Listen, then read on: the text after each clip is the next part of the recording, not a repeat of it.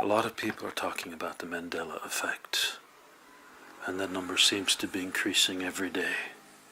And most people, if you ask them what it is, they'll just recite the wiki page to you, which means they're not really understanding it. I want to talk to you a little about the Mandela Effect, but more about who's noticing. And I want to exclude continental drift or Australia, South America moving. Those are part of the bigger process. I specifically want to talk about changes where your memory doesn't match what happens. And I want to specify the Mandela Effect is not that Febreze is spelled differently. Right? For some reason everybody noticed it's spelled differently. Nobody notices it wasn't there before. Everybody connects CERN to the Mandela Effect, but nobody seems to realize CERN is a Mandela Effect. They didn't exist in the first timeline. But see, most people think the changes are the Mandela Effect. They're not. The changes have been happening for thousands of years. Admittedly, they've been speeding up a bit recently. The Mandela Effect is that some people are finally becoming aware. The Mandela Effect is not the change, it's the awareness. Why does that matter? Because your question, a lot of you, is why do some people notice the Mandela Effect and some people not notice the Mandela Effect? Is there something different about these people? Is it their blood type?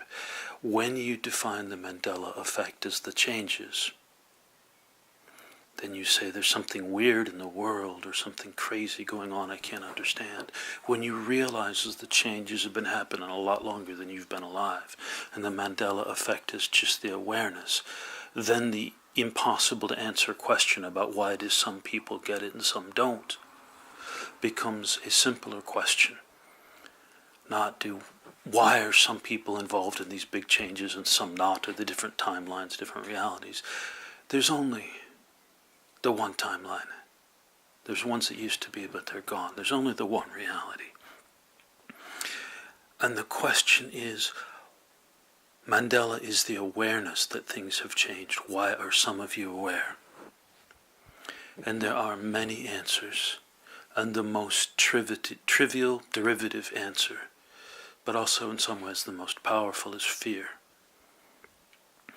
Everything that is dark in this world, everything that is shadow, anger, hate, violence, judgment, jealousy, bitterness, greed, competition, fighting, all of these things come from fear. Fear always, always, always brings darkness.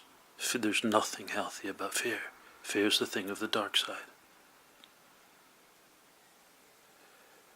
And when people look out at these Mandela Effect changes, some people react with fear.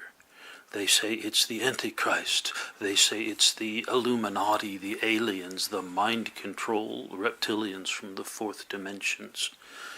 They make up all these things to be afraid of. And if these people notice the bigger changes, right? They notice Superman's dropped an S from his name. It's Christopher Reeve, not Christopher Reeves. Sally Fields says something a little less dumb. Right? They notice these tiny and unimportant changes and miss the big ones. But they notice these tiny changes and get scared. The Mandela Effect is about awareness. You are, yes, a person in this world, but this world is a much bigger and more beautiful thing than you realize. It's causing the human race to wake up now. And it can't do that generically. It has to work with each of you. And so when one of you starts responding with fear, it starts withdrawing some of the awareness of the changes from you. And when you respond with joy or excitement or curiosity or a sense of fun or play, then it says, here's someone healthy. Here's someone who can handle a little more, another step on the process towards becoming next generation human beings. And it gives you more. This is why some people may notice a big effect and others will be totally freaked out about Pikachu's tail. So that's the most derivative reason, but in some reasons the most important. When you respond with fear, life takes away some of your awareness. And so when you try to talk to someone, just to explain how this looks like from the other side, you try to tell this to someone, they get bored, they start staring into space, they yawn, they make fun of you, they get up and run away. All of those are habitual reactions to keep the body from feeling afraid. Not paying attention, zoning out, attacking someone, running away. You say, when I try to wake people up, they yell at me. Well, this is why. You're scaring them. Stop scaring them. You don't need to wake them up. Life will do that on its own. But now, hopefully, you can see a little of this first effect from both sides. When you get scared, life starts giving you less and less awareness. There may have been a time when you were noticing these things every day. And then you freaked out for a while and you started noticing a lot less, and you thought, hooray, it's slowed down. It hasn't slowed down. It's sped up. It will be slowing down soon. The changes are settling into place finally. And you can see it from the other side where you were the one pushing a scared person, right? So, first reason. Second reason. A lot of the people that I see noticing the Mandela Effect, now not all, there are 3-year-olds noticing the Mandela Effect. There are 80-year-olds noticing the Mandela Effect. But if you were to do a sociological or psychological study with an alpha of 0.05 and graphed a chi-square distribution and all of this kind of human subjects research, what you would find is the vast majority of the people talking about the Mandela Effect are males between around 30 and around 50. Yes, I know there are others, but I'm talking about within one standard deviation of the norm. The majority are males about this age, and I think if you look around you'll find that true. You may know someone who's 60 or someone who's 25. You may know a woman who's dealing with, yes, they're out there. Just the majority tend to be males in this group. Ignore gender for a moment and say, why the age? This 30 to 50 range. And I suggest to you that these are people who grew up without the internet or with very little of the internet. They grew up in a world that was stable and is now changing very rapidly. Why does that matter? Well, when the world is stable, you can become invested in it and care about it. To notice a Mandela Effect takes two things. One, it has to be something that at some level you cared about enough to notice in the first place. Two, it has to be something you don't care as much about now. Right? There are people who live in the United States who say there have always been 50 states. People who live in Australia said Australia's always been here and has always had that, little arm reaching up to fondle the turtle island above it. There'll be people who tell you that Amsterdam or Denmark were always this small. But people who don't live in the U.S. remember 52 states. People who don't live in Australia remember Australia and New Zealand being in a very different place. When you're wrapped up in it all the time, it's part of your reality, you care about it, you're likely to miss the changes. You get carried along. You're tied so tightly to the change that when the change rolls over, you just get rolled over with it. Like your computer time auto-updating at daylight saving time change. You just wake up and the computer tells you it's the new time, whereas your wristwatch might be off. Right? The more closely tied you are to a thing, the less likely you are to notice it. But if you're completely untied, if you have never listened to Michael Jackson in your life for whatever reason, then the places where he sings things different won't mean anything to you. Or Under the Bridge by the Red Hot Chili Peppers, singing about living in the city of Angel. Right? Like there's some guy named Angel who has a city instead of the city of angels, Los Angeles. If you've never listened to RHCP, that won't mean anything to you. Yeah? So you have to have both cared about it a lot once and not be as closely tied to it now. Right? When I was young, I liked RHCP a lot and listened to them all the time. When I lived in New Orleans, it was one of my favorite bands. And I still think they're a good band, but I haven't listened to them nearly as much. They're not as huge a part of my life as they were back then. which is why I'm able to go through that Under the Bridge song, and I can find 15 or 20 Mandela Effect changes in that song. Yeah? So in order to notice the change, you have to have been tied to it enough to care about it once and be much less loosely attached now. This is the advantage to people who grew up without the internet. Right? The world was slower moving and more stable, and so they could be more tightly tied to it. They might know what a tree looks like, whereas a lot of kids today only ever see one of those out the window while they're playing video games. Right? They know what it's like to walk in the woods or what kind of animals might be there. The world moved slower and they got attached to it. But as they've grown up, they had two choices. I mean you guys, whoever's listening, you're probably one of those. You could either become a hermit and move into the woods, or you could adapt.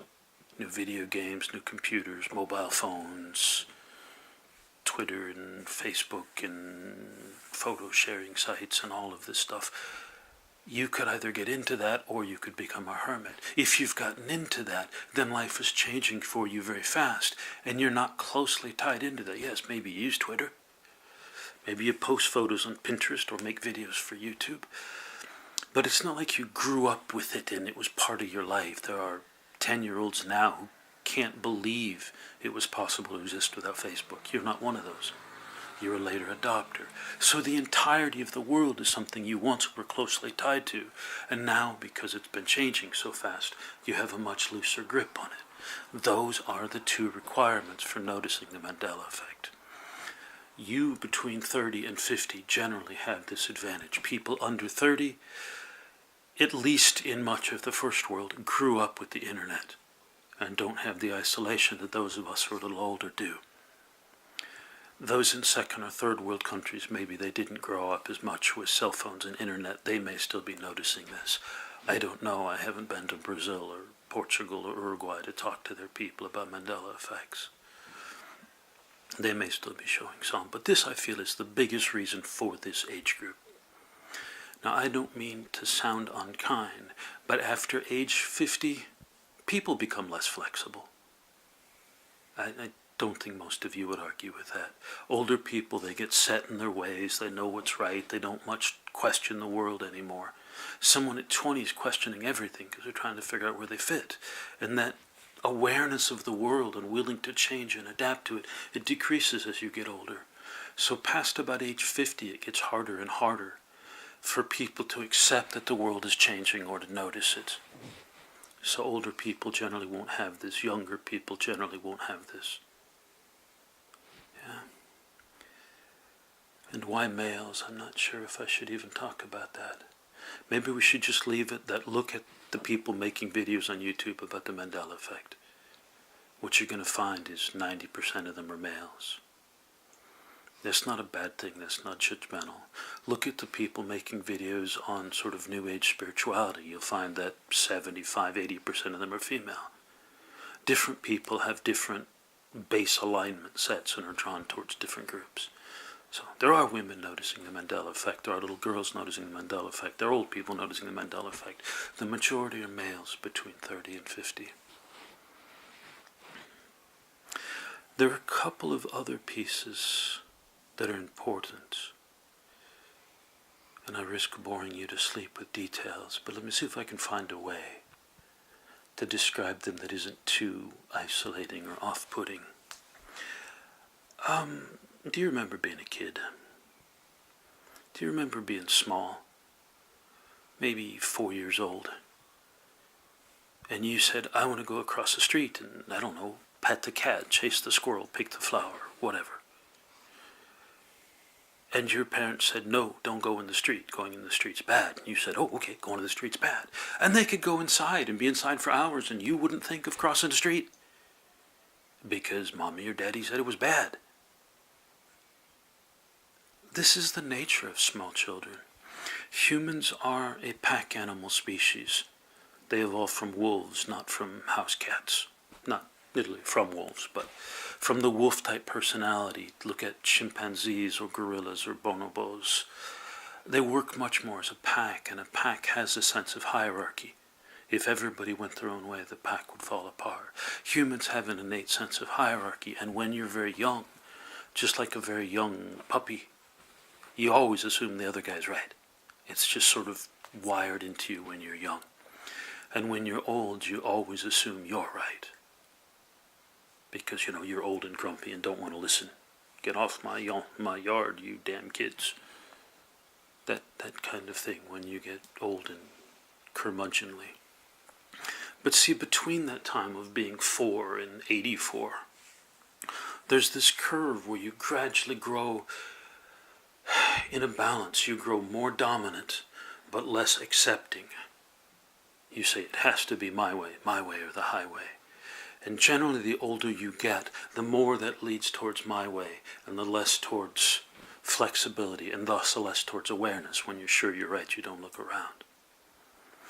So between 30 and 50 is sort of an ideal time period that you're still flexible enough. You don't have all your answers. You're not sitting around waiting to die. You're still looking at things that could happen, raising your family, trying to get promotions at work, trying to start a business. You're still uncertain in a lot of areas, so you're still aware.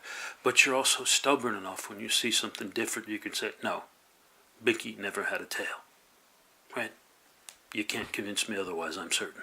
That is, you've got more of that dominance, that arrogance, that refusal to yield, which is necessary for more of a pack animal, pack leader type. So 30 to 50 is a really awesome range for the balance between still being young enough to be aware, but you're old enough that you're sure of yourself and people can't make you back down by calling you stupid. And so again, the 30 to 50 range is ideal for noticing this.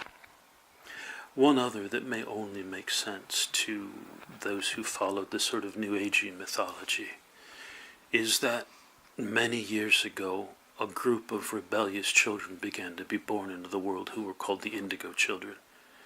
And they felt they didn't fit.